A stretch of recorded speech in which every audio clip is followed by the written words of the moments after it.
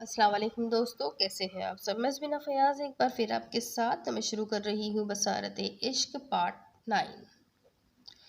Madam आइए, मैं आपको लॉन में ले चलती हूँ, रिशा ने रिजा से कहा। नाश्ते के बाद रिजा लाउंज में बैठी थी। अहद उसे वहाँ बिठा के किसी काम से गया था।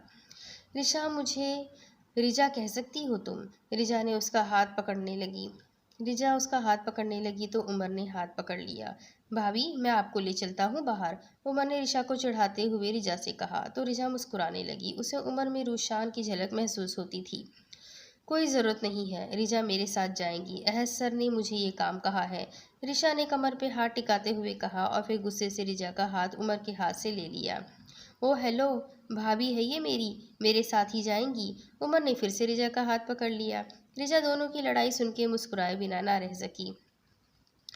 रिजा का ख्याल रखना मेरा काम है, मैं उनकी केयरटेकर हूँ, तो मैं ही उनका ख्याल रखूंगी, समझे तुम, सर्कस के लंगूर। रिशा ने नाक फुला के उसे नए नाम से मुतारिफ करवा दिया। उमर का मुंह ही खुल गया। ऐसा नाम सुन के क्या कहा तुमने?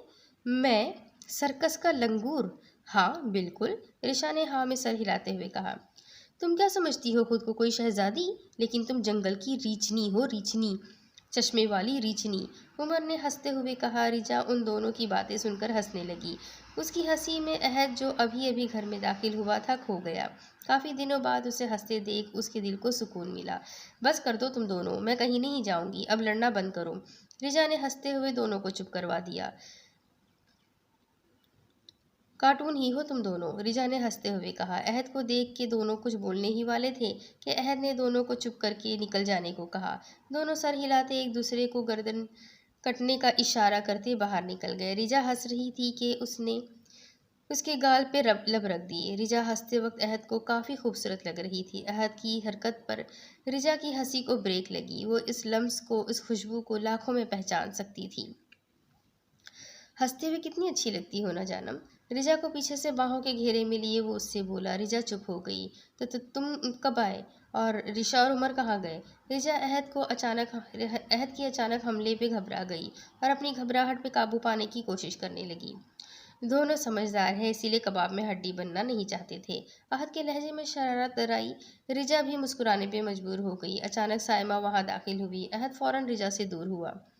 आहत, तुम नीचे गेस्ट रूम में शिफ्ट हो रहे हो, और ये क्या, ये सारा सामान क्यों निकलवा रहे हो? दादी ने आते ही आहत से सवाल किया। आहत नीचे रिजा की वजह से शिफ्ट हो रहा था, सीढ़ियाँ रिजा के लिए मुश्किल थी, तो अहद मुस्कुराते हुए दादी से मुखातिब हुआ।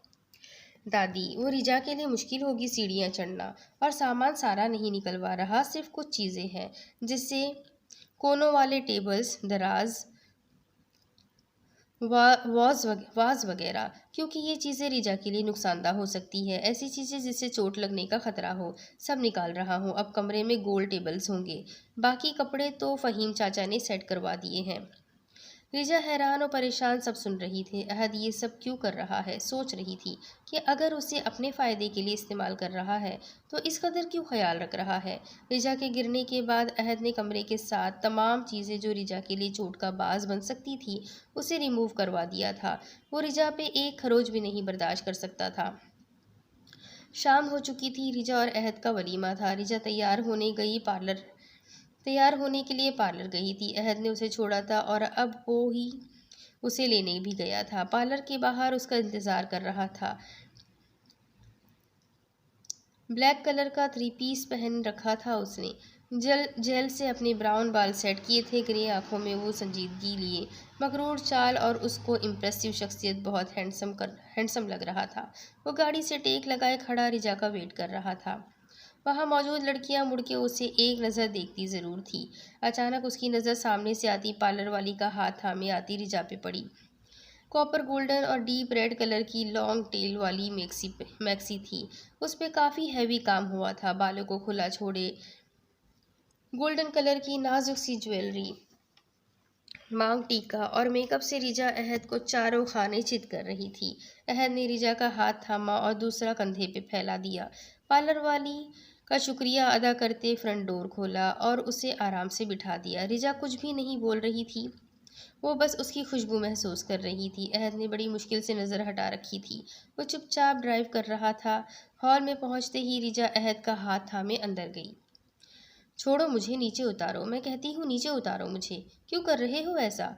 क्यों अच्छा होने का ड्रामा कर रहे हो? उसने रिजा को बाहों में उठा लिया। रिजा उसकी हरकत पे शिजदा रह गई। उसे बहुत गुस्सा आ रहा था। उसने सख्ती से कहा।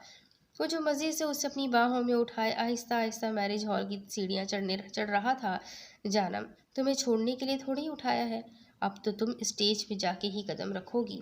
और जहाँ तक बात सब करने की है, तो क्यों ना करूँ मैं सब तुम्हारे लिए। बीवी हो मेरी, मोहब्बत हो मेरी, तुम्हारी आंखों की रोशनी अब मैं हूँ। तुम्हारा ख्याल रखना फ़र्ज़ है मेरा। वो सीढ़ियाँ चढ़ते हुए मुस्कुरा के बोला। उसने झुक के रिजा के सर पे बोसा दिया तो रिजा ने आंखें बंद कर दी। उसे अब वाकई में पसीने आ रहे थे। अहद उसे सबके सामने स्टेज तक ले जाएगा। अहद को तो जैसे कोई शर्म ही नहीं आ रही थी। अहद की बेबाक हरकतों से रिजा एक दिन में तंग आ चुकी थी। अहद रिजा को बाहों में उठाए हॉल तक पहुंचा। अहद रिजा में खोया हुआ था और रिजा को पसीने आ रहे थे। वो समझ चुकी थी वो हॉल में पहुंच चुकी है। अहद प्लीज़ नीचे उतारो, हॉल आ गया है, लोग क्या कहेंगे। रिजा ने आखिरकार लहजा नरम रखा। अहद उसकी नर्वसनेस समझ रहा था। अहद मुस्कुराया। मैंने तुमसे पहले कहा था कि तुम अब स्टेज पे ही कदम रखोगी, इसलिए ज़्यादा मत सोचो। रिजा अहद की बात सुन के झटपटाने लगी। अहद को कुछ फ़र्क नहीं पड़ रहा था। रिजा क्यों खुद को थका रही हो? तुम जानती तो हो ना किस कदर ज़िद्दी हूँ मैं। एक बार बोल दिया कि तुम स्टेज पे कदम रखोगी तो ऐसा ही होगा। अहद ने हतमी लहजे में कहा तो रिजा ने थक हार की कोशिश तर्क कर दी और अहद रिजा को बाहों में उठाए जैसे ही हॉल में दाखिल हुआ तो स्पॉटलाइट का फोकस था उन पर। सब लोगों की निगाहों का मरकज थे दोनों। लोग कुछ हैरान थे, कुछ मुस्कुरा रहे थे, कुछ को समझ ही नहीं आ रही थी कि हो क्या रहा है। कुछ लोग दाद दे रहे थे और चंद उनमें से थे जो सीटियां बजा रहे थे। ये थे अहद के दोस्त जो काफ़ी हैरान थे अचानक शादी की वजह से और अपने दोस्त का अंदाज देख के भी काफ़ी हैरान थे। अहद ने रिजा को नरमी से स्टेज पर उतारा और आराम से सोफे पे बिठा दिया और पूरे हक से उसके पहलू में बैठ गया। माशाल्लाह, बहुत प्यारी लग रही है मेरी बहू। सायमा ने आते ही उसकी नज़र उतारी। काजिम साहब भी वहीं थे। उन्होंने रिजा के सर पे हाथ फेरा। रिजा मुस्कुरा दी। दादी दादू, आपकी बहू क्या आ गई, अपने पोते को ही भूल गए हैं। Very bad. अहद ने मुंह बनाते ही मसनूई नाराज़गी जाहिर की। सायमा ने उसके कंधे पे चपत लगाई तो अहद मुस्कुरा दिया। अमीन अमीन साहब और जहरा की मौत के बाद वो काफ़ी संजीदा हो गया था। सायमा का दिल कुड़ता था ये देख के, लेकिन रिजा के उसकी ज़िंदगी में आने के बाद से वो फिर से वही हसमुख अहद बन रहा था। अब उसकी ग्रे आंखों में वीरानी की जगह शरारत रहती थी। रिजा के लिए बेपनाह चाहत थी। काजिम भी खड़े मुस्कुरा रहे थे। दोनों ने अहद को गले लगाया। तभी अहद की नज़र सामने से आती रामेन, रूशान, हैदर और रिदा पे पड़ी। अस्सलामुअलैकुम, रामेन ने सलाम किया। वालेकुम अस्सलाम, कैसी है आप आंटी? और रूशान मियाँ कैसे हो? अहद खड़ा हो गया। रामेन ने उसे दिलासा दिया। रिदा ने रिजा को गले लगाया। सबसे मिलने के बाद रिजा से मुखातिब हुई। माशाल्लाह रिजा, बहुत प्यारी लग रही हो। रिदा ने रिजा को फिर से गले लगा लिया। थैंक्स भाई, मेरी बहन की ज़िंदगी को खुशियों से भरने के लिए। रिदा ने नम आंखों से अहद को देखा। अहद मुस्कुरा दिया। रिजा अब मेरी जिम्मेदारी है, आप सब बेफिक्र रहे। मैं ये जिम्मेदारी दिलो जान से निभाऊंगा। अहद आंखों में मोहब्बत का जहां समोए उसे ही देख रहा था। रिजा जो अपनी दुपट्टे का कोना पकड़े नर्वस पे काबू पाने की कोशिश कर रही थी। वैसे अहद मियाँ, अगर रिजा को देखने से फुर्सत मिल गई हो तो हमसे भी मिल लो। हैदर जो सबके पीछे खड़ा था बोल पड़ा। अहद हंसा और हैदर के गले लगा और उसे कमर पे धप रसीद की। फजूल इंसान है, बस हर जगह शुरू हो जाता है, अहद ने हंसते हुए कहा। हैदर भी हंसने लगा। रिदा अभी रिजा से बातें कर रही थी। अहद, रिजा की जिम्मेदारी काफ़ी बड़ी है, तुम मेरी बच्ची का ख्याल तो रख पाओगे ना? रामीन ने अपना डर अहद को बताया। शादी तो उन्होंने करवा दी थी, लेकिन डर था कि अहद रिजा का ख्याल तो रख पाएगा या नहीं। आंटी, मैं रिजा पे एक आज भी बर्दाश्त नहीं कर सकता। आप फिक्र मत कीजिए, आप अपनी जान से बढ़ के भी मैं उसका ख्याल रखूँगा। अहद ने उन्हें तसल्ली दी तो रिजा दिल में बोली, ये तो वक्त ही बताएगा कि कब तक अच्छाई का ढोंग कर सकोगे तुम जैसा मुनाफिक मैंने आज तक नहीं देखा। अहद मजीद। रिजा की आंखों में पानी भरने लगा। उसकी नाक की लौंग अपनी आबोताब से चमक रही थी। अहद हमेशा की तरह दीवाना ही हो रहा था और आंटी जी मैं भी तो हूं ना रिजा का ख्याल रखने के लिए। अचानक पीछे से एक निस्वानी आवाज़ गूंजी। सब ने देखा तो रिशा चश्मा हमेशा की तरह उंगली से पीछे करती हुई बोली। सब उसे अजनबी नज़रों से देख रहे थे। आंटी ये रिशा है, रिजा की केयर टेकर। मेरे ऑफिस में रहने तक ये रिजा का ख्याल रखेंगी, अहद ने तारुफ करवाया। सबसे मिलने के बाद वो रिजा का मांग टीका सेट करने लगी जो अहद के उठाने की वजह से ख़राब हो गया था। रामेन बहुत खुश थी अहद को रिजा का इस कदर ध्यान रखते देख। और आंटी इस चश्मिश का पता नहीं, लेकिन मैं भाभी का ख्याल ज़रूर रखूँगा। आखिर को मेरी इकलौती भाभी जो है।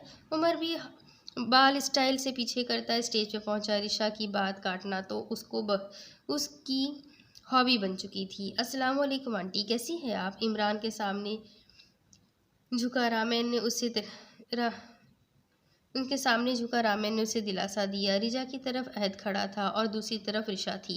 रिदा स्टेज से उतर चुकी थी। हैदर भी उसके पीछे पीछे चल रहा था। वो डार्क ग्रीन नेट की फ्रॉक में नेट का दुपट्टा कंधे पे रखे बालों का जोड़ा बनाए बहुत प्यारी लग रही थी। हैदर तो उससे नजरें ही नहीं हटा पा रहा था। वैसे आंटी ये क्या ख्याल रखेगा रिजा का? खुद इसका हुलिया देखिए, लग रहा है 2 हफ्तों से नहाया नहीं है। रिशा ने इसे सर से पैर तक देखा। जो वाइट शर्ट जिसके बटन खुले थे उसका सीना नजर आ रहा था। डार्क ब्लू पैंट और कोट पहने अच्छा लग रहा था, लेकिन रिशा का दिल कर रहा था उसे जंगली जानवरों के आगे छोड़ दे। ओ हेलो चश्मिश, मैं रोज़ नहाता हूँ ओके, और तुम खुद को देखो, बंदरिया लग रही हो बिल्कुल इस साड़ी में। रिशा ने सिल्वर कलर की साड़ी पहन रखी थी। लग तो बहुत प्यारी रही थी, लेकिन उम्र को जहर ही लग रही थी। तुम दोनों फिर से शुरू हो गए, घर जाकर लड़ लेना, अभी चुप कर जाओ, अहद ने दोनों को डांटा। दोनों का मुंह बन गया। पर भाई देखिए ना कैसी बातें कर रही है ये, उमर ने मुंह लटकाते हुए मासूमियत से कहा।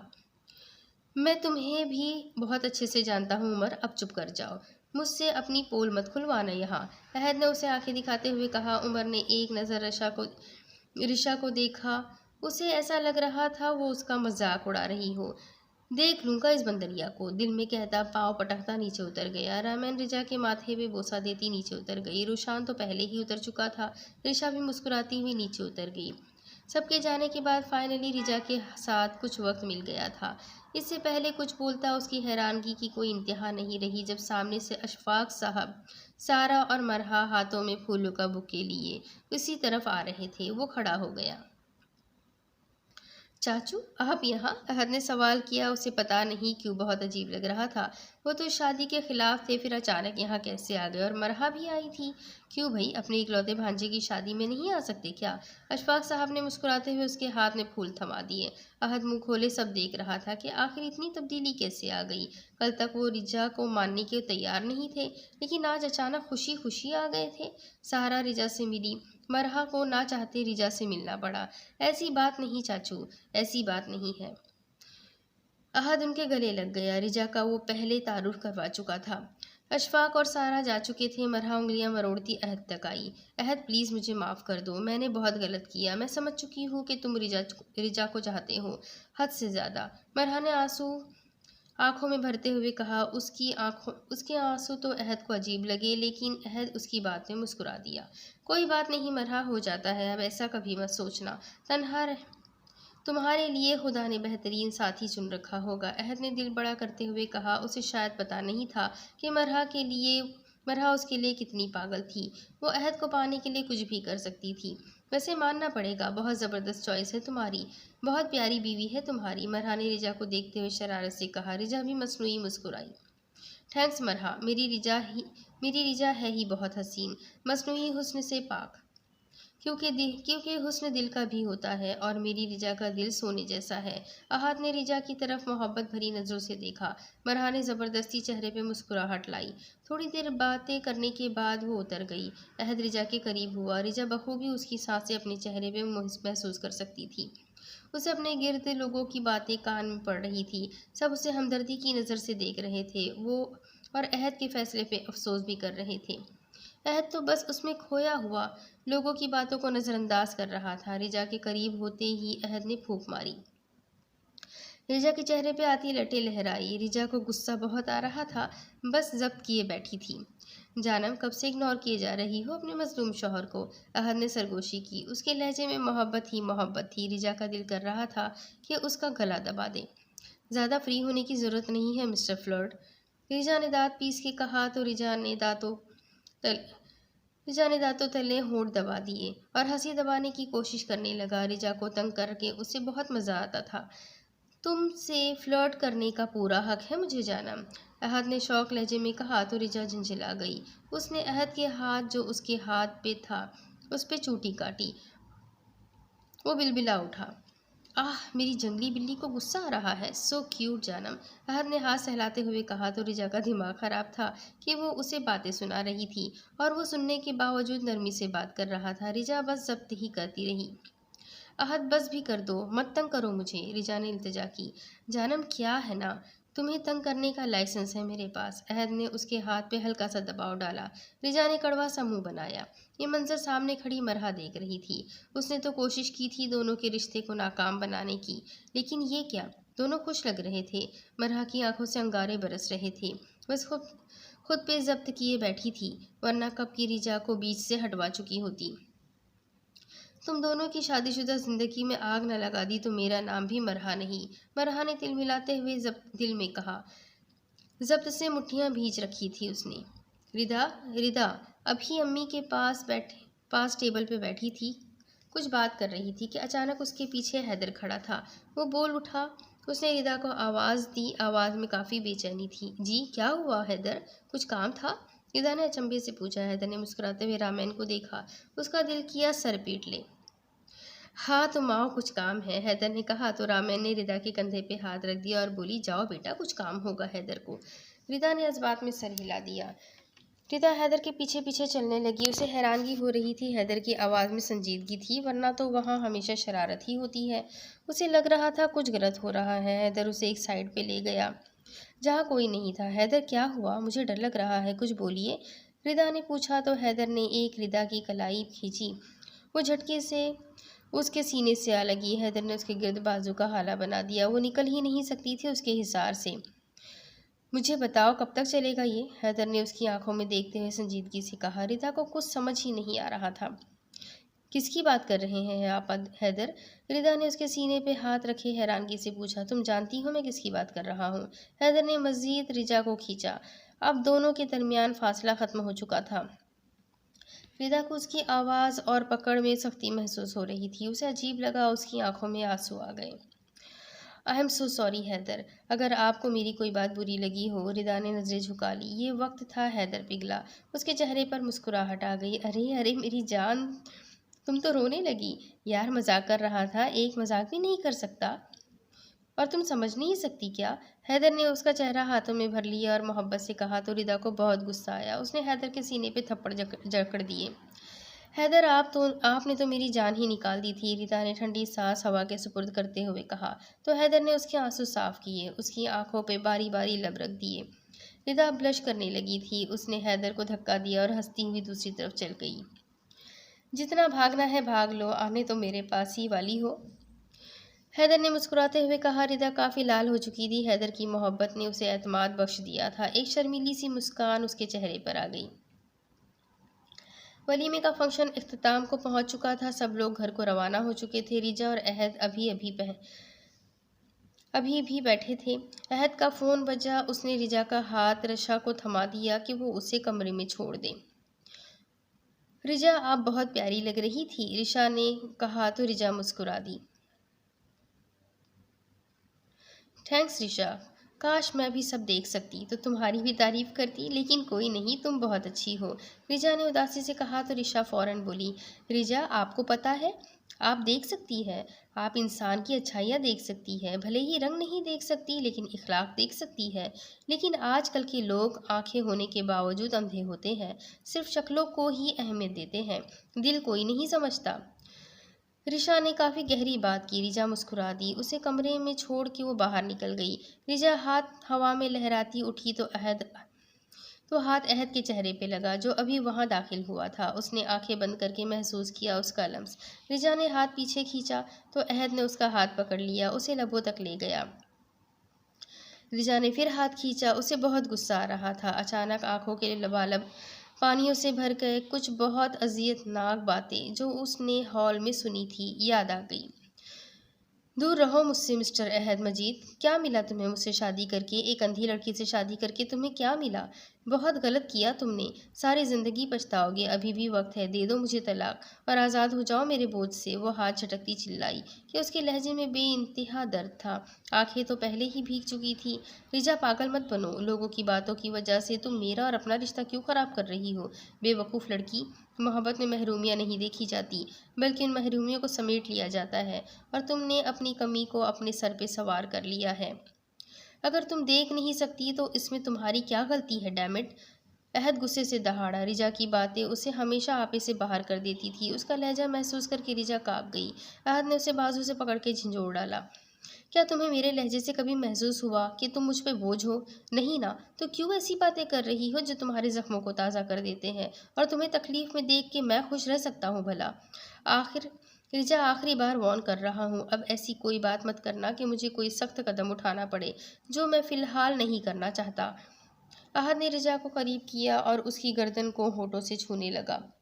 रिजा उसका लम्स अपने कंधे पे महसूस करके काँप रही थी। अहद उसे जो समझाना चाहता था वो रिजा बहुत अच्छी तरह समझ रही थी। रिजा, अब कुछ भी बोलने से पहले सोच लेना क्या बोल रही हो। अहद उसे छोड़ता पीछे हुआ। वो जो उसकी कुर्बत से पसीना पसीना हो चुकी थी, सुख का सांस लिया। अहद ने हाथ बढ़ा के उसके माथे का पसीना साफ किया। रिजा बस इसे महसूस कर रही थी। रिजा ने चेंज कर लिया, अहद के पास लेटी थी। अहद ने सर के नीचे हाथ रखे उसे अहद अपने सर के नीचे हाथ रखे उसे ही देख रहा था। रिजा की आंखें बंद होने लगी तो अहद ने उसे खींच लिया। रिजा हड़बड़ा के जागी। क्या हुआ? अहद उसकी हड़बड़ाहट सुन के मुस्कुराया। उसने रिजा के तकिए पे फैले हुए बालों में उंगलियां चलाते हुए कहा, कुछ नहीं हुआ, सो जाओ। रिजा कुछ न बोली और सोने लगी। अहद ने उसके बालों पे लब रख दिए। अहद सोने ही वाला था कि उसे अपनी कमरे की खिड़की के बाहर एक साया सा नजर आया। अहद वहां तक गया और आहिस्तगी से पर्दा हटाया। कौन था यहाँ? अहद ने किसी को ना पाकर खुद से सवाल किया। अहद का कमरा ग्राउंड फ्लोर पे था, इसलिए कोई भी आसानी से आ जा सकता था। बाहर लॉन था, जिसकी हवा से पर्दे लहरा रहे थे। अहद ने खिड़की से बाहर झाँका, कुछ भी न था। वो हैरान था। कौन हो सकता है? लगता है वहम है मेरा। अहद ने वहम समझ के सर झटक दिया। वो वापस आया और देखा रिजा गहरी नींद में सो रही थी। वो भी उसके पहलू में लेट गया और उसकी कमर पे बाजू रख के खुद में भींच लिया। बाहर खड़ा वो काला साया अंगारों सी सुर्ख आंखें लिए शीशे से पार रिजा और अहद को देख रहा था। मास्क से चेहरा मुकम्मल तौर पे ढका, हुडी पहने सिर्फ उसकी आंखें नुमाया हो रही थी। उसने हाथों की मुट्ठी बनाई, जब्त करने की कोशिश कर रहा था, फिर मुड़ के पीछे की दीवार फलांग गया और काली रात का हिस्सा बन गया। अशफाक, मुझे समझ नहीं आया कि हम इस शादी में क्यों शरीक हुए। सारा और अशफाक साहब जब से घर आए थे, सारा उनसे पूछने की कोशिश कर रही थी कि आखिर ये सब क्या हो रहा है। जब वो इस शादी के खिलाफ थे तो फिर क्यों शरीक हुए शादी में? अशफाक के कुछ समझाने पे ही तैयार हुई थी उस शादी को मानने का ढोंग करने के लिए, और सारा को कुछ पता ही नहीं था। सारा, मैं एक बिजनेसमैन हूँ, तुम जानती हो मैंने ये सब क्यों किया। सारा सारा ने उनसे सवाल किया तो सारा ने इनकार कर दिया। उन्होंने सारा से सवाल किया तो सारा ने इनकार कर दिया तो अशफाक साहब मुस्कुरा दिए। ये सब भी एक बिजनेस प्लान है। तुम्हें पता है अहद की वजह से बिजनेस में काफ़ी तरक्की हो रही है, और वो अब मुझे शहद में से मक्खी की तरह निकाल फेंकना चाहता है। वो बिजनेस का बंटवारा करना चाहता है, और तुम जानती हो कि मेरा शेयर सिर्फ 30% है, और अगर उसने हमें अलग कर दिया तो हम रोड पर आ जाएंगे। इसीलिए फ़िलहाल मैं अहद से किसी भी किस्म की दुश्मनी मोल नहीं लेना चाहता। अशफाक ने गंभीरता से कहा। सब खड़ी सुन रही थी और समझ भी रही थी। उन्होंने सर हिलाया। तुम्हें नहीं पता इस दौलत पर बिजनेस को हासिल करने के लिए कितने पापड़ बेले हैं मैंने। अशफाक ने इजाफा किया तो वो समझ गई। लेकिन आपको लग रहा है कि अहद हमें अब अलग नहीं करेगा? सारा ने सवाल किया तो अशफाक उनकी तरफ मुड़ गए और अजीब सी हंसी हंसने लगे। बिल्कुल नहीं करेगा, हम उसे ऐसा करने का मौका नहीं देंगे। मतलब? सारा की समझ से बाहर था कि वो क्या बोल रहे थे। खुद ब खुद ही समझ जाओगी। वैसे आपने मरहा को कैसे समझाया? सारा को अभी तक समझ नहीं आ रहा था कि वो मरहा को किसी की सुनने को तैयार नहीं थी। निकाह वाले दिन तो कमरा बंद करके तोड़ फोड़ कर रही थी। अशफाक साहब ने उसे कुछ समझाया था जिससे वो पुरसुकून हो गई थी और साथ ही साथ वलीमे में शामिल होने के लिए मान भी गई थी। मरहा को सिर्फ इतना समझाया कि अहद की बीवी अंधी है, वो जल्द ही उससे बेजार हो जाएगा, तब हम अहद की शादी उससे करा देंगे, बस। अशफाक साहब ने कंधे उचकाते हुए लापरवाही से कहा, पर सारा उन्हें शक्की नज़रों से देख रही थी कि इतनी आसानी से तो मरहा काबू नहीं आती। आप सच कह रहे हैं? सारा ने मशकूक नज़रों से देखते हुए कहा। सच में बेगम, अशफाक साहब ने कहा तो सारा को भी यकीन नहीं आया। अशफाक साहब ने जो कुछ कहा था वो तो सिर्फ मरहा जानती है, और वो पता नहीं उनके दिमाग में क्या खिचड़ी पक रही थी। रिदा, सुनो ना यार। हैदर रिदा के पास बैठा था। रिदा जो इस कदर थक गई थी कि चेंज करते ही सोने लगी, तो हैदर जिसे नींद नहीं आ रही थी मुसलसल उसे आवाज़ें दे रहा था। रिदा ने नींद में जवाब दिया। हैदर बुरे बुरे मुंह बना रहा था। रिदा यार, मुझे नींद नहीं आ रही, हैदर ने बेचारगी से बोला। हैदर प्लीज़, बहुत थक गई हूँ, सोने देना। रिदा ने दूसरी तरफ मुंह कर दिया तो हैदर को एक शरारत सूझी। वो झट से बोला, रिदा देखो, तुम्हारी तकिए पे छिपकली है, इतनी बड़ी। हैदर ने जोर से कहा तो रिदा उसकी बात सुन के झट से खड़ी हुई और हैदर के साथ लिपट गई।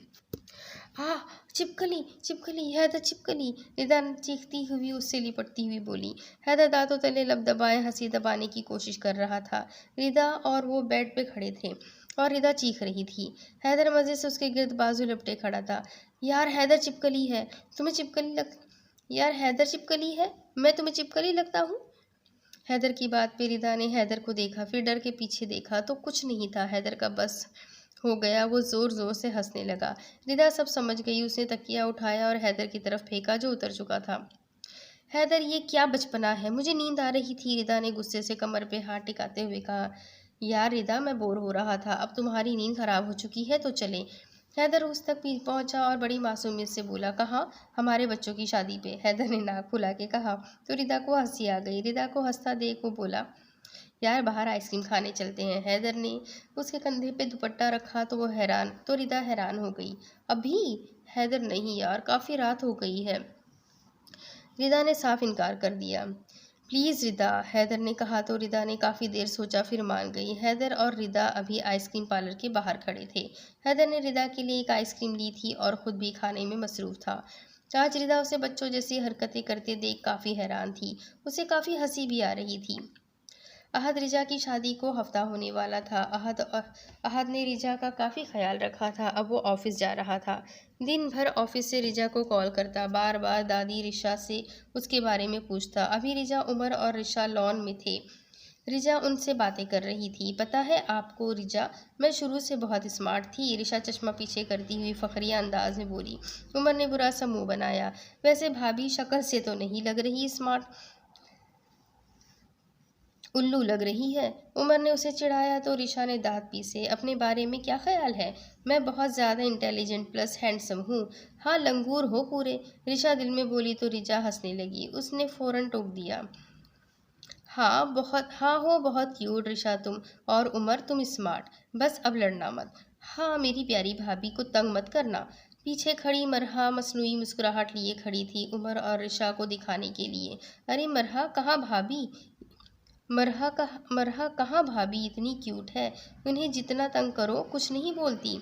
उमर ने इजाफा किया। उसने मरहा की तरफ देखा जो गुस्सा काबू करने की कोशिश कर रही थी। वैसे भाभी, अहद आपको बहुत चाहता है ना, देखो कितना फ़ोन करता है बार बार।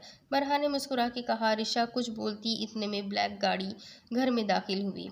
अहद बाहर आया। उसके हाथ में एक फ़ाइल थी, बैग भी था। उसने सलाम किया, फिर रिजा को लेकर अंदर आ गया। सबके सामने फ़ाइल रखी। ये क्या है बेटा? दादी ने पूछा। अशफाक साहब का डर कहीं पूरा तो नहीं होने वाला था। दादी, ये रिजा की रिपोर्ट्स है, अहद ने कहा। उसकी आवाज़ में वाज़ह संजीदगी थी। सबको डर लग रहा था वो इतना सस्पेंस क्यों क्रिएट कर रहा है। तो क्या हुआ बेटा, सब ठीक है ना? काजिम साहब ने पूछा। वो वहीं थे। दादू, मैं रिजा को लंदन ले जाना चाहता हूँ, वहाँ इलाज होगा तो बहुत चांस है रिजा के ठीक होने के, अहद ने मुंह के नीचे हाथ रखते हुए कहा। अशफाक साहब को अशफाक साहब तो यही चाहते थे वो खुश रहे। तो बेटा जाओ, रिजा बेटी का इलाज ज़रूरी है, यहाँ ऑफिस मैं देख लूँगा। चाचू हैदर सब संभाल लेंगे, आपको फिक्र करने की ज़रूरत नहीं है।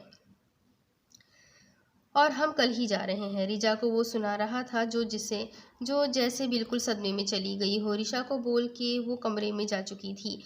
तो रोए जा रही थी। पता नहीं क्यों उसे अहद का ये फैसला अच्छा नहीं लग रहा था। इतने दिनों से अहद ने उसे मोहब्बत का एहसास दिलवाया था, लेकिन मरहा की बातें वो भूल ही नहीं पा रही थी। अहद कमरे में दाखिल हुआ तो उसे रोते देख फौरन वहां तक पहुंचा। रिजा क्या हुआ मेरी जान, रो क्यों रही हो? अहद घुटनों के बल बैठता उससे पूछने लगा। वो काफी परेशान हो गया। रिजा के चेहरे को हाथों में भरे वो उसके आंसू साफ करने लगा। रिजा ने नफरत से उसका हाथ झटका। बस इतनी ही मोहब्बत थी? एक हफ्ता नहीं हुआ शादी को और मेरी माजूरी बर्दाश्त नहीं हो रही जो इंग्लैंड ले जा रहे हो इलाज के लिए? बस इतना? इतने सच्चे थे तुम्हारे दावे? अब ऊब गए हो तुम, इसीलिए ये सब? अहद तो उसका भला सोच रहा था और वो क्या समझ बैठी थी। रिजा मुझे समझ नहीं आता कि तुम्हारे दिमाग में ऐसी खुराफात आती कहाँ से है। बेवकूफ़ लड़की, तुम्हें ऐसी हालत में देख दिल कुड़ता है मेरा, दर्द होता है मुझे। इसलिए मैं चाहता हूँ कि तुम भी दुनिया के रंग देख सको, बस। अहद ने अपना माथा मसलते हुए सख्ती से कहा। वो बहुत ज़्यादा परेशान हो चुका था उसकी ऐसी बातों से। रिजा कल हम लंदन जा रहे हैं तो बस जा रहे हैं, अहद ये कहता ड्रेसिंग रूम में घुस गया और रिजा बस पीछे कुड़ती रह गई। रिजा अहद के सीने पे सर रखी सो रही थी। दोनों अभी प्लेन में थे। आज सबसे मिलने के बाद रिजा और अहद इंग्लैंड के लिए निकल चुके थे। रामैन, रिदा और हैदर भी आए थे मिलने। उन्हें और क्या चाहिए था अगर रिजा ठीक हो जाती। अहद ने रिजा को नींद की टैबलेट दे दी थी जिससे वो काफ़ी गहरी नींद में थी।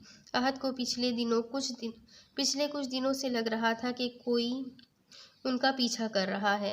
2 से 3 दफ़ा वो साया उसे खिड़की पे नज़र आया। अभी भी पता नहीं उसे लग रहा था कि कोई उन पे नज़र रखे हुए है। अहद के पीछे वाली सीट पे एक ब्लैक हेड पहने मास्क लगाए बैठा था। वो इंसान काफ़ी पुरस्कार सा था। मैं कहाँ हूँ? रिजा की सुबह आँख खुली तो खुद को नरम मखमली बिस्तर पे पाया और खुद पे किसी वजूद का वज़न भी महसूस हुआ। नींद के खुमार में उसे याद ही नहीं रहा कि वो कहाँ है। जानम, हम लंदन में हैं, अपने घर में। अहद ने लेडी रिजा को खुद से सवाल करते देखा तो मुस्कुरा दिया। जाग वो काफ़ी देर का रहा था, बस सोई रिजा को दिल में उतार रहा था। वो जो काफ़ी पुरसुकून सोई थी। अहद की बात पे रिजा को सब समझ आने लगा। कल तुमने मुझे प्लेन में क्या खिलाया था जो मुझे अब होश आ रहा है? रिजा ने अपने ऊपर से रजाई हटाई और बैठ कर टेक लगा के बेड से टेक लगाकर बैठ गई। उसने हल्के लॉन के कपड़े पहन रखे थे जो वो पाकिस्तान से पहन के आई थी। अहद सर के नीचे हाथ रखे उसे देखते हुए मुस्कुरा रहा था। यार, तुम्हें डर लग रहा था तो तुम्हें नींद की गोली दे दी थी। वो जो जूस तुमने पिया था और खाना जो मैंने खिलाया था उसी में थी, ताकि सफ़र में तुम्हें कुछ भी ना महसूस हो, तुम बस पुरसुकून रहो। अहद ने नरमी से उसके बाल पीछे किए जो चेहरे पे आ रहे थे। रिजा गुस्से से बोली, ये सब करने की ज़रूरत नहीं थी, मौत नहीं आ जाती मुझे थोड़ी देर डरने से। रिजा अहद की ऊंची आवाज़ थी अहद की आवाज़ ऊंची थी। उसने रिजा को टोका, फजूल बातें मत किया करो। यहाँ मुझे सोच सोच के ही डर लग रहा है कि डॉक्टर क्या जवाब देंगे। मैं चाहता हूँ तुम जल्दी से ठीक हो जाओ, लेकिन तुम्हें तो बस मेरा खून जलाना है। अहद ये कहता गुस्से से उठा और वॉशरूम में घुस गया और ज़ोर से दरवाज़ा बंद कर दिया। आवाज़ से रिजा डर गई। उसको अहद का गुस्सा महसूस हुआ। पता नहीं अहद तुम्हारा ये रूप सच्चा है या सिर्फ दिखावा। रिजा ने सर्द सांस हवा के सुपुर्द करते हुए संजीदगी से खुद से कहा। उसने फर्श पे पाँव रखा तो महसूस हुआ यहाँ तो काफ़ी सर्दी थी। वो फिलहाल बैठी ही रही। अहद नहा के बाहर निकला। रिजा को उंगलियां मरोड़ता देख उस तक आया। रिजा, ये चप्पल पहन लो, काफ़ी सर्दी है यहाँ, चलो मैं तुम्हारी मदद कर देता हूँ। उसने रिजा के पाँव में चप्पल डाली। रिजा ने पाँव खींचा पर अहद की गिरफ्त मजबूत थी। रिजा को कपड़े देकर जो गर्म थे वॉशरूम में छोड़ आया। लंदन में काफ़ी सर्दी थी। जैसे ही वो लोग लंदन पहुंचे अहद ने रिजा को नहीं जगाया था। सर्दी थी, बर्फ़ गिर रही थी। अहद ने रिजा को कोट पहना दिया और घर पहुंचा। घर के अंदर हीटर्स भी थे और उसने आग जला दी थी जो अभी राख में बदल चुकी थी। ये घर दरमियाने साइज का था जो अहद का था। यहाँ पढ़ाई के दौरान रहा करता था वो। देखने में घर काफ़ी खूबसूरत था, यूरोपीय तर्ज में सजा था। घर में 3 कमरे, लाउंज और साथ ही छोटा सा किचन भी था। उसने झुक के कमरे में मौजूद आतिशदान में पास पड़ी लकड़ियाँ जला दी। अचानक वॉशरूम का दरवाज़ा खुला। अहद अपनी सोच में गुम था। एकदम आवाज़ से चौंक गया। रिजा हाथ मारती बाहर आ रही थी। उसने दीवार पे हाथ धरा था। अहद उस तक पहुंचा और उसका हाथ पकड़ लिया। रिजा चुप थी। वो चाहती थी अहद बोले, उससे बात करे, लेकिन वो चुप रहा। उसने रिजा के बालों को खुश किया। ठंड थी तो उसे सर्दी लग सकती थी। अहद रिजा को उसकी खामोशी बुरी लग रही थी। जब वो ज़्यादा देर चुप रहा तो रिजा ने उसे आवाज़ दी। रिजा जो आतिशदान के सामने मौजूद सिंगल सोफे पे बैठी थी, बेचैनी से अहद से मुखातिब हुई। अहद बेड पे बैठा लैपटॉप पे काम कर रहा था। रिजा की आवाज़ पे उसने जवाब दिया। अहद वो रिजा को समझ ही नहीं आ रहा था कि वो क्या बोले। बोलो, मैं सुन रहा हूँ। अहद को उसकी बात बहुत बुरी लगी थी, इसलिए वो अपनी नाराज़गी जाहिर कर रहा था। अहद, मुझे भूख लगी है। रिजा को कुछ समझ नहीं आया कि वो क्या बोले। उसने आंखों में आंसू भरते हुए कहा। अहद मुस्कुरा दिया। मुझे तो याद ही नहीं रहा, लेकिन हम खाएंगे क्या? फिलहाल घर में राशन मौजूद नहीं है, चलो बाहर चलते हैं। अहद उठ खड़ा हुआ। रिजा की मासूमियत पे वो अपना सब कुछ कुर्बान कर सकता था, तो गुस्सा क्या था। वो वार्डरोब तक गया। उसने रिजा के लिए कोट, शूज़ और कैप निकाली और रिजा को पहनाने लगा। बाहर काफ़ी ठंड है। उसने रिजा को कोट पहनाने में मदद की, फिर मफलर गले के गिर्द लपेट दिया और सर पे ऊन की टोपी पहना दी। रिजा ने जीन्स और लॉन्ग शर्ट पहन रखी थी जो ऊन की ही थी। हाथों में ग्लव्स पहना दिए और पाँव में वाइट स्नीकर्स। रिजा बिल्कुल भालू लग रही थी। अहद उसे देख के हंसने लगा। हा हा हा, रिजा बिल्कुल टेडी बियर लग रही हो, बहुत क्यूट। अहद ने उसकी गाल खींचे। रिजा ने मुंह बनाया। ज़्यादा हंसने की ज़रूरत नहीं है, अभी मुंह फुला के कर रहे थे और खुद बनाया है तुमने ऐसे, रिजा ने बेजारी से कहा। अहद भी हंसने लगा। उसने सोचा रिजा को तंग करने का मौका है। वैसे उनकी कल की अपॉइंटमेंट थी तो आज वो उसे घुमाने वाला था। सो निकल पड़े दोनों। रिजा का हाथ थामे वो बाहर लाया। एक हाथ कंधे पे फैलाए, दूसरे हाथ उसके हाथ में मौजूद था। वो उसे गाड़ी तक लाया। थोड़ी देर में वो एक रेस्टोरेंट में मौजूद थे। उसने रिजा को नाश्ता करवाया। नाश्ते के बाद वो गाड़ी छोड़ के पैदल ही निकल पड़े। यूरोप का ठंडा मौसम और अहद के साथ रिजा, उससे लग रहा था सब मुकम्मल है। आज उसे ये सर्द मौसम काफ़ी अच्छा लग रहा था। रिजा को ठंडा मौसम महसूस हो रहा था। वो काफ़ी खुश लग रही थी। अहद उसे देख ही रहा था। दोनों आहिस्ता चल रहे थे। रिजा, अहद ने आहिस्तगी से उसे आवाज़ दी। कैसा लग रहा है? अहद ने पूछा। रिजा बहुत इंजॉय कर रही थी। उसने खोए लहजे में कहा, बहुत अच्छा। आज पहली बार मुझे अपनी कमी महसूस नहीं हो रही। पहली बार लग रहा है कि कुछ भी देखे बगैर मैं सब देख रही हूँ। अहद भी मुस्कुरा दिया। उसने रिजा की कैप सही पहनाई। रिजा को उसकी केयर बहुत अच्छी लग रही थी। बच्चों की तरह ट्रीट कर रहा था वो उसे। अहद रिजा का हाथ थामे आहिस्ता आहिस्ता चल रहा था, लेकिन पता नहीं उसे लग रहा था कि कोई उनका पीछा ज़रूर कर रहा है। आसपास लोग कम थे। अहद को महसूस हो रहा था कि कोई है जो उन पे मुकम्मल नज़र रखे हुए हैं। पता नहीं क्यों मुझे लग रहा है कि कोई हमारा पीछा कर रहा है, अहद ने दिल में कहा। रिजा को पुरसुकून करने के लिए बाहर लाया था वो। एक काले कोट में मलबूस वही इंसान जो उस रात आया था उनके पीछे खड़ा था। हल्की बारिश शुरू हो चुकी थी। कुछ लोगों ने छतरियां ओढ़ रखी थी, तो अहद ने मुड़ के देखा पर कुछ न मिला। तुम मुझे कभी पहचान नहीं पाओगे अहद। मजीद अपने काले मास्क के पीछे से हंसते हुए वो बोला। आंखों में गुस्सा साफ नजर आ रहा था। छतरी ओढ़े मुसलसल उनके पीछे था। अहद ने सर झटक लिया। वापस रिजा को लेकर गाड़ी तक पहुंचा। काफ़ी वॉक हो चुकी थी, अब वापस घर पहुंच चुके थे।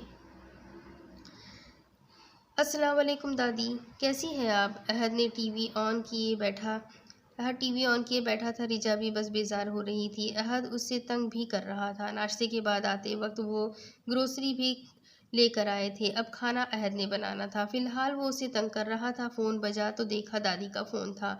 हाँ दादी, ठीक है वो, कल जा रहे हैं डॉक्टर के पास। हाँ, नहीं होगी बीमार, मैं भला रिजा को कुछ होने दे सकता हूँ क्या? अहद ने शौक लहजे में कहा। रिजा के कान के पास जाके दादी से कहा। रिजा को गुस्सा आ रहा था। हाँ हाँ, क्यों नहीं दादी। अहद ने फ़ोन रिजा को दिया कि बात कर ले और रिजा की गोद में उसने सर रख दिया। रिजा तो बौखला गई। उसने अहद का सर हटाने की कोशिश की पर वो कुछ नहीं कर सकी। दादी से बात कर रही थी। अहद ने उसका आंचल अपने चेहरे पे फैला दिया। उसकी खुशबू से अलग खुमार पैदा हो रहा था। रिजा ने फ़ोन बंद कर दिया। क्या मसला है अहद, क्यों तंग कर रहे हो? रिजा ने गुस्से से कहा। अहद ने हाथ बढ़ा के उसका सर पकड़कर नीचे किया और वहाँ लब रख दिए। यार क्या करूँ, तुम चिढ़ती हो, मुझे बहुत क्यूट लगती हो, दिल करता है तुम्हारी गाल खींचूं। अहद ने रिजा के गाल खींचे। रिजा लाल होती हुई गुस्से से बोली, छिछोरे हो तुम। हाँ हूँ, आई एडमिट, अहद ने शरारत से कहा। अब हटो, रिजा ने तंग आके कहा तो अहद उठ बैठा। मुझे लगता था तुम्हारी दोस्त आयशा जालिम समाज है, हर जगह तुम्हारे साथ चिपकी रहती थी, लेकिन मेरी मोहब्बत की तुम सबसे बड़ी दुश्मन हो। तुम ही हो जालिम समाज। तुम मेरी दोस्त को चिपकू बोल रहे हो? रिजा ने गुस्से से कहा तो अहद ने सर पीट लिया। उसे लगता था कि रिजा समझदार है, लेकिन अब उसे पता चला कि रिजा में भी बचपना है। मैंने ऐसा कब कहा? अभी कहा, रिजा ने लफ्ज़ चबा चबा के कहा। या अल्लाह मुझे सब्र दे, मेरी मासूम बीवी को अक्ल दे, ताकि मेरी मोहब्बत को वो समझ सके। अहद ने ऊंची आवाज़ में दुआ की तो रिजा का मुंह बन गया। वो चुप हो गई तो अहद हंस पड़ा। क्या तुम इंग्लैंड में हो? मरहा किसी से फ़ोन पे बात कर रही थी। उसके चेहरे पे काफ़ी हैरानगी थी। तुम कब गए? मरहा सवाल पे सवाल कर रही थी। अच्छा, काम निपटा के आना।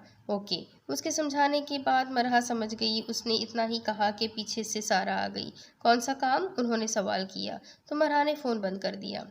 अरे कुछ नहीं मॉम, फ्रेंड है। आप बताइए, कुछ काम था क्या? मरहा ने नरमी से पूछा। मरहा का ये रवैया देख के सारा हैरान थी कि आखिर इसे क्या हुआ है। मरहा, तुम अहद से मोहब्बत करती थी ना, तो तुमने उसकी शादी को क्यों एक्सेप्ट कर लिया? ऐसा क्या कहा था अशफाक ने तुमसे? सारा ने सवाल किया तो मरहा का रंग उड़ गया। उसने जवाब दिया, अम्मी, अहद से अगर मेरी शादी भी हो जाती तो मुझे ना मिलता, क्योंकि वो उस अंधी से प्यार करता है। कि मैंने उसकी देखी कि मैंने उसकी मोहब्बत इसीलिए, अहद की खुशी के लिए, मुझे सब मंजूर है, उससे दूर जाना भी। मरहा ने टूटे लहजे में कहा। सारा हैरान थी कि वो क्या बोल रही है। और डैड ने यही सब समझाया था मुझे, मरहा ने मुस्कुरा के कहा। पहले तो मरहा की बौखलाहट देख के सारा को शक हुआ, लेकिन फिर उसकी बात सुन के हैरान भी हुई।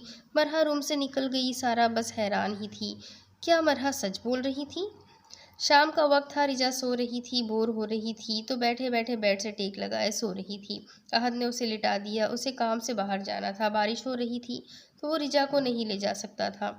बस कुछ टाइम लगता। रिजा सो रही थी तो जल्दी काम करके आना चाहता था, तो घर को लॉक लगा के चला गया। उसके जाने का जैसे कोई इंतज़ार कर रहा था। जैसे ही अहद की गाड़ी निकली, अचानक घर का लॉक खुला। एक काला साया अंदर दाखिल हुआ। लेकिन ये क्या? उसके हाथ में गुलाब के फूलों से भरी एक टोकरी थी। रिजा गहरी नींद में थी कि अचानक कुछ टूटने की आवाज़ से उसकी आंख खुल गई। वो आंखें मलती उठ बैठी। ये अहद भी ना, पता नहीं क्या तोड़ रहा है, रिजा ने झंझलाते हुए कहा। वो उठी और दीवार का सहारा लेती चलती बाहर लाउंज में पहुंची। उसके नथनों से ताज़ा गुलाबों की भीनी सी खुशबू टकराई। उसे लगा अहद ही कर रहा है ये सब। अहद, तुम फिर शुरू हो गए, रिजा ने गुस्से से कहा। उसे अपने पाँव के नीचे फूल महसूस हुए। रिजा की आवाज़ पे वो काला साया बौखला गया। वो वो वाज जो उससे टूट गया, उसके टुकड़े चुन रहा था। रिजा गिरने ही वाली थी कि सामने वाले ने उसे थाम लिया। ये तो कोई अजनबी लम्स था, अजनबी खुशबू। अहद की खुशबू को वो पहचान सकती थी।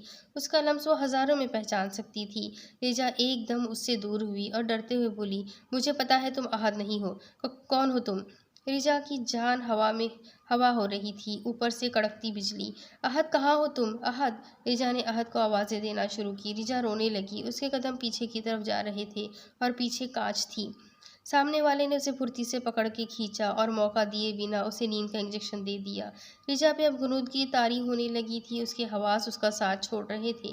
सामने वाले ने उसे उठाया और बेड पे लिटा दिया और कंफर्टर उस पे रख दिया और उल्टे पैर बाहर चला गया। सारा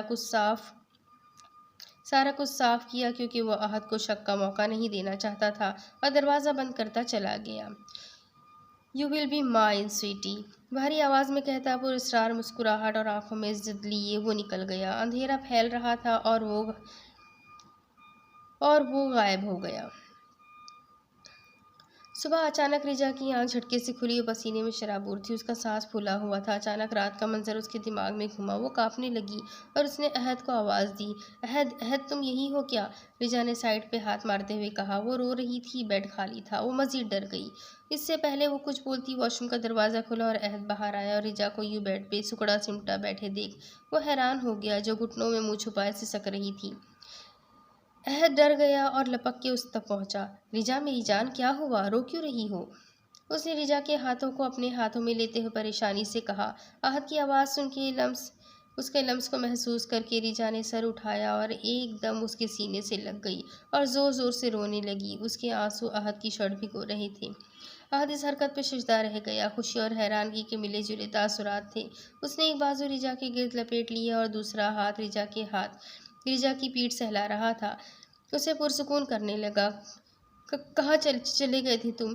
रिजा ने सिसकते हुए कहा। अहद हैरान था कि उसे क्या हो गया। जानम में यही था, क्या हो गया? इसमें रोने वाली क्या बात है? उसने झुक के रिजा के बालों को बोसा दिया और आम से लहजे में जवाब दिया। मैं अभी की नहीं, रात की बात कर रही हूँ। मुझे अकेला छोड़ के तुम कहाँ चले गए थे? तुम्हें पता है तुम्हारे पीछे घर में कोई आया था, पता नहीं कौन था वो। रिजा ने उसकी शर्ट का कॉलर मुट्ठियों में जकड़ रखा था और वो रात के बारे में सोचकर कांपने लगी। क्या? कौन आया था? अहद ने गुस्से और हैरत के मिले जुले तासुरात से कहा। रिजा अभी भी उसके सीने से लगी हुई थी। मुझे नहीं पता, कोई आया था। उसके बाद मुझे कोई याद नहीं। मैं बेड से अभी उठी हूँ, रिजा ने कहा तो अहद ने उसे खुद से अलग किया और कंधों से थाम लिया। फिर बोला, रिजा, मैं बाहर गया था, लेकिन जब लौटा तो तुम बेड पे वैसे ही सो रही थी जैसे मैं तुम्हें छोड़कर गया था। मुझे लगता है तुमने ज़रूर कोई ख्वाब देखा होगा, इसीलिए तुम्हें लगा कि घर में कोई आया था। जान, घर को लॉक लगा के गया था मैं, उसने मोहब्बत से रिजा को समझाते हुए कहा। पर रिजा तो मानने को तैयार ही नहीं थी। वो मुसलसल सर नफ़ी में हिलाए जा रही थी। नहीं अहद, सच में कोई आया था, मुझे महसूस हुआ था। प्लीज़ समझने की कोशिश करो। रिजा के आंसू निकले आँख से। वो मुसलसल ना में सर हिलाए जा रही थी। अहद ने उसका चेहरा अपने हाथों में ले लिया और समझाने की कोशिश करने लगा। देखो, मैं हूं ना, तुम बस रो मत। अहद ने अंगूठे से उसके आंसू साफ किए, उसका माथा चूम लिया।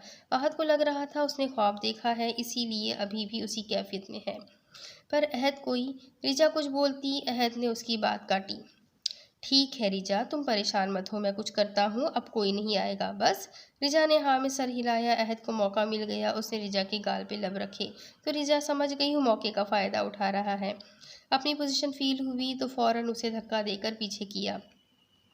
अच्छा, बस अब ज़्यादा फ्रैंक होने की ज़रूरत नहीं है, रिजा ने रूठेपन से बोली तो अहद हंस दिया। उसने अपने गीले बाल उसके चेहरे पे झाड़े। पानी की बूंदें रिजा के चेहरे पर पड़ी। रिजा गुस्से में आ गई। अहद, क्या कर रहे हो? इतना ठंडा पानी, रिजा ने कहा तो अहद ने हंसते हुए उसे कमर से थाम के करीब किया। तो आप कुछ कह रही थी मिसिस, अहद ने कहा तो रिजा मजीद भड़क गई। मैं तो अंधी हूँ, तुम भी बहरे हो चुके हो क्या? रिजा ने गुस्से से कहा तो अहद को पता नहीं क्यों गुस्सा आ गया, लेकिन जब्त करते हुए बोला, हाँ जी बेगम, हम भी बहरे हो चुके हैं आपकी मोहब्बत में। अहद ने नॉर्मल से लहजे में कहा तो रिजा बोली, बस बड़ी बड़ी बातें करना आती है तुम्हें? और भी बहुत कुछ आता है करना, अगर कहो तो डेमो दिखा दूँ? रिजा की बात सुन के अहद ने शौक अंदाज में कहा। रिजा समझ गई। अहद नो, रिजा ने मना किया। अहद मुस्कुरा दिया।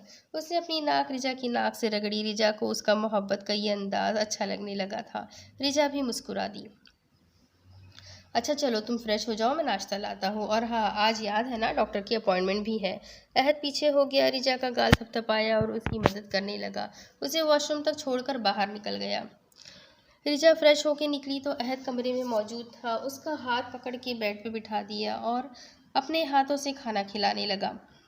ये तुमने बनाया है? रिजा ने सैंडविच खाते हुए कहा, जो अहद उसे खिला रहा था। हाँ, ये मैंने ही बनाया है। क्यों, अच्छा नहीं है क्या?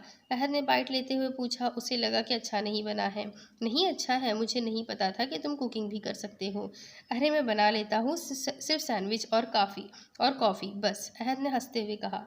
उसने रिजा की कॉफ़ी का घूंट भरा। रिजा काफ़ी हैरान थी। नाश्ते के बाद रिजा तैयार हो चुकी थी। मौसम कल के जैसे ही सर्द और अबर आलूद था। रिजा को अहद ने लॉन्ग कोट पहना दिया था, सर पे टोपी और ग्लव्स। वो नहीं चाहता था कि रिजा को ठंड लगे, खुद भी तैयार हो चुका था। जैसे ही घर से बाहर निकला, गाड़ी रोड पे डाली तो थोड़ी देर बाद उसे लगा कि एक रेड स्पोर्ट्स कार उनका पीछा कर रही है। अहद बार बार बैकव्यू मिरर से देख रहा था। उसे शक होने लगा था। इससे पहले वो कुछ करता, वो गाड़ी उसके आगे से निकल गई। वह सर झटककर ड्राइविंग में मसरूफ हो गया। रिजा काफ़ी परेशान थी कि पता नहीं डॉक्टर क्या बोलेंगे। अहद भी बहुत परेशान था। आखिर उसकी ज़िंदगी का सवाल था। वो लब भीजे ड्राइविंग करने में मसरूफ था। Sweetie I am coming. Black mask और ब्लैक हुड पहने, हाथों में ग्लव्स और उसकी सफ़ेद रंगत और काली गहरी पुरस्रार आंखें। वो अपनी स्पोर्ट्स कार ड्राइव करने में मसरूफ था। कुछ बातें अभी भी उसके दिमाग में घूम रही थी। वो स्टीयरिंग को जकड़े हुए था, आंखों में गुस्सा था। तुम्हें मैं किसी और का नहीं होने दे सकता स्वीटी। वो खुद से मुखातिब था। इस स्पोर्ट्स कार की रफ्तार काफ़ी तेज़ थी। वो जानता था कि वो कहाँ गए हैं। उसने गाड़ी को हॉस्पिटल की पार्किंग में रोकी और मास्क सीधा किया। हुड से सर ढकता बाहर निकल आया। रिजा, हम पहुंच चुके हैं, अहद ने रिजा से कहा। वो अभी अभी हॉस्पिटल पहुंचे थे। पार्किंग में गाड़ी खड़ी करते ही उसने रिजा से कहा। रिजा, जो काफ़ी गुमसुम थी, फौरन बोली, वहाँ। हाँ हाँ, हम पहुंच गए क्या? रिजा ने सवाल किया तो अहद मुस्कुरा दिया। उसने सीट बेल्ट खोल दी और गाड़ी से उतर गया। हाँ जान, पहुंच चुके हैं हम, अहद ने दरवाज़ा खोलते हुए कहा। उसने रिजा का मफलर ठीक किया, उसकी कैप सीधी करता उसकी मदद करने लगा बाहर निकलने में। रिजा बाहर आई तो अहद ने उसका हाथ थाम रखा था और आहिस्ता आहिस्ता कदम उठाने लगा।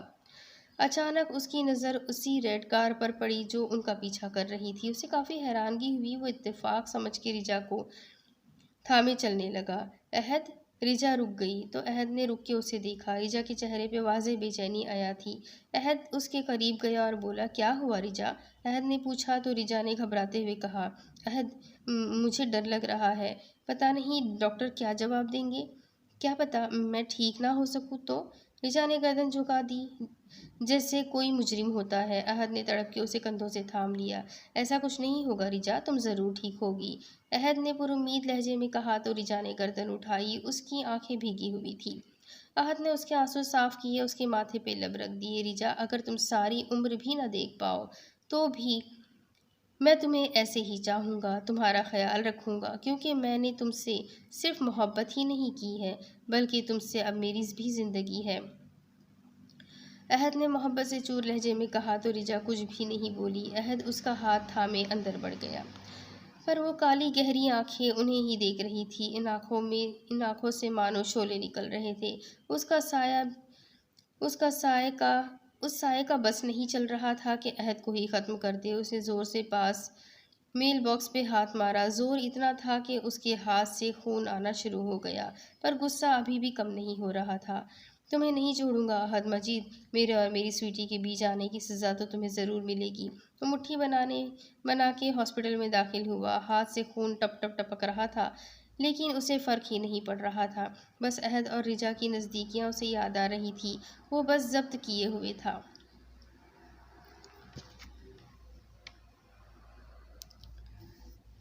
अब इसके आगे की कहानी मैं आपको अगली किस्त में सुनाती हूँ कि आगे क्या होगा। ये जानने के लिए मेरे साथ बने रहें। अगली किस्त में फिर मिलेंगे, तब तक के लिए अल्लाह हाफिज़।